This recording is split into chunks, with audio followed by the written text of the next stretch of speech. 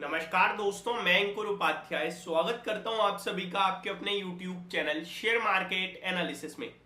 बाजार में तूफानी तेजी देखने को मिल रही है। जितना गिरे थे उतने ही अभी ऊपर आ गए हैं, लेकिन मार्केट ब्रेथ अभी भी कुछ खास स्ट्रॉन्ग नहीं हुई है अगर आप NSE पे देखेंगे तो। बट हाँ, थोड़ी बहुत जरूर स्ट्रेंथ में आते हुए दिख रही है। जो पहले 700-800 शेयर्स पॉजिटिव थे, अभी 1000 से ज्यादा पॉजिटिव हो गए हैं। पहले जो 1200 शेयर्स नेगेटिव थे, अभी वो 950 शेयर्स नेगेटिव है।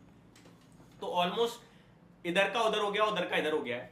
लेकिन ऐसे में दो स्टॉक्स जो पूरी तरीके से निवेशकों को नुकसान देने का काम कर रहे हैं, वो है M&M फाइनेंस, SBI कार्ड। ये शेयर्स काफी हैविली टूटे हैं आज। स्पेशली यहाँ पे बात करूं अगर M&M फाइनेंस की, तो 11.5% टूटता हुआ दिखा है। SBI कार्ड एक लंबे समय से निवेशकों को नुकसान दे रहा है, मार्केट को अंडर परफॉर्म कर रहा है।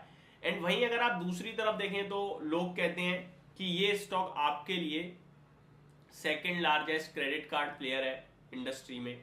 अब दिवाली आ रही है तो क्रेडिट स्पेंड बढ़ेगा, लोगों का क्रेडिट स्पेंड बढ़ रहा है, लेकिन ये कंपनी अंडर परफॉर्म क्यों कर रही है? ये पैसा बना के दे ही नहीं रही निवेशकों को।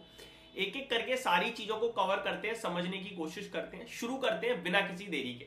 सबसे पहले M&M फाइनेंस 11.5% टूट गया है। एक दिन में 32 रुपए नीचे दिख रहा है। अभी कुछ दिन पहले ये शेयर 300 रुपए पर ट्रेड हो रहा था एंड अभी ये स्टॉक 250 पे आ गया है। ये कुछ ऐसे शेयर्स हैं जिनमें निवेशकों ने पैसा बनाया ही नहीं। पहले मैं आपको रिजल्ट्स बताना चाहूंगा इसके कंपनी के। कंसोल स्टैंड अलोन बेसिस पे नेट प्रॉफिट आधा रह गया है साल दर साल, ऑलमोस्ट 440-450 करोड़ से घटकर 235 करोड़ का।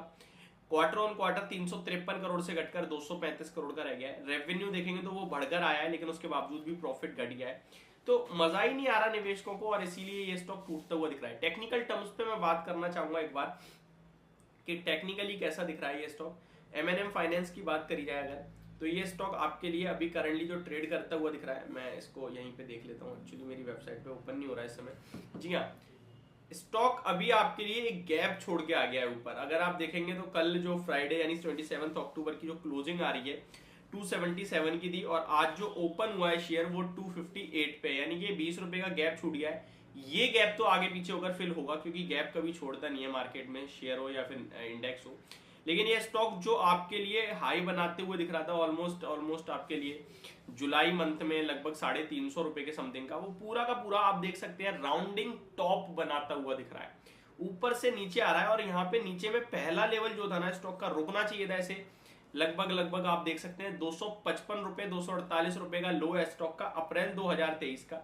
और ये स्टॉक अभी वहीं एक्जैक्टली टूटा है। स्पेशली अगर आप आज का लो देखेंगे तो आज के लो में मेरे को दिख रहा है 245 का ही लो लगाया है। तो या तो ये शेयर यहीं पे रुक जाए, अदरवाइज फिर fresh round of selling start होगी, जो कि फिर बड़ी डीप करेक्शन जा सकती है।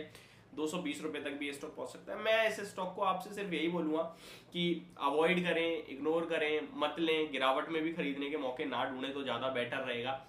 ऐसे स्टॉक्स में ना मजा आ ही नहीं रहा है। बाकी 220 रुपए करीब एक सपोर्ट जरूर है, तो फिर रिस्क रिवॉर्ड कोई प्ले करना चाहता है, पक्का ट्रेडर है भैया, मैं स्टॉप लॉस लेना जानता हूं, तो फिर खरीदने का मौका बनेगा। 230 पे लें, 10 रुपए का स्टॉप लॉस, ऊपर में 250 रुपए तक की लक्ष्य खुले पड़े हैं, तो 30 रुपए का टारगेट बन सकता है। तो वो आपकी मर्जी है, but as a investment purpose मजा नहीं आ रहा है। बहुत सारी फाइनेंस कंपनियां हैं, उनमें आप फोकस कीजिए। SBI कार्ड ये एक ऐसा शेयर है जो निवेशकों के जहन में हमेशा रहता है खरीदारी के लिए। ब्रोकरेज हाउसेस बुलिश रहती हैं। 900, 1100, 1500 ये टारगेट्स देखे हैं मैंने इस स्टॉक पे आते हुए। इनफैक्ट मैंने भी इस स्टॉक को आप सभी के साथ शेयर किया था एक बार, तो 1100 रुपए के लिए 900 रुपए पे पूरी तरीके से अंडर परफॉर्म कर रहा है ये स्टॉक। एक्चुअली में मैंने अभी आपसे जैसे कहा, अगर आप कंपनी के बारे में देखें तो SBI कार्ड्स, SBI नाम जुड़ा हुआ है, साथ ही साथ second largest credit card player. दूसरी तरफ लोगों को पैसा चाहिए ही चाहिए, ठीक है, बस पैसा चाहिए होना, चाहे क्रेडिट कार्ड के रूप में मिल जाए, लोन के रूप में मिल जाए, लेने वाले 1000 बैठे हैं। ये कैटेगरी काफी डेवलप हो रही है, लेकिन फिर भी ये कंपनी क्यों नहीं ग्रो कर रही है, ये समझ पाना ही बहुत मुश्किल हो रहा है। इस कंपनी की बात की जाए तो आप 3 महीने का देखो, 6 महीने का देखो, 1 साल का देखो, 2 साल का देखो, 5 साल का देखो, या जब से बाजार में आया तब से देखो, कुछ नहीं कर रहा है। एक बेस जरूर फॉर्म कर रहा है बहुत लंबे समय में। वो नीचे 700 का स्टॉप लॉस है, डबल बॉटम बन चुका है, वहां पे भी तीसरी बार दोबारा जा रहा है टेस्ट करने। स्टॉक ने 1150 के हाईज लगाए थे अपने 2021 के एंड में, और वहां से कंटिन्यू टूट ही रहा है। लॉन्ग टर्म के लिए मेरे को नहीं लगता इस भाव पे बेचना चाहिए आपको। बाकी स्टॉक के नंबर्स मजे नहीं आ रहे हैं, तभी शायद स्टॉक टूटा है। नंबर्स देखें तो बढ़कर ही आया है, प्रॉफिट 526 करोड़ से बढ़कर 600 करोड़ का आया है साल दर साल। 593 करोड़ से बढ़कर 600 करोड़ का है, बट इतनी सी जंप है तो शायद बाजार को पसंद नहीं आया।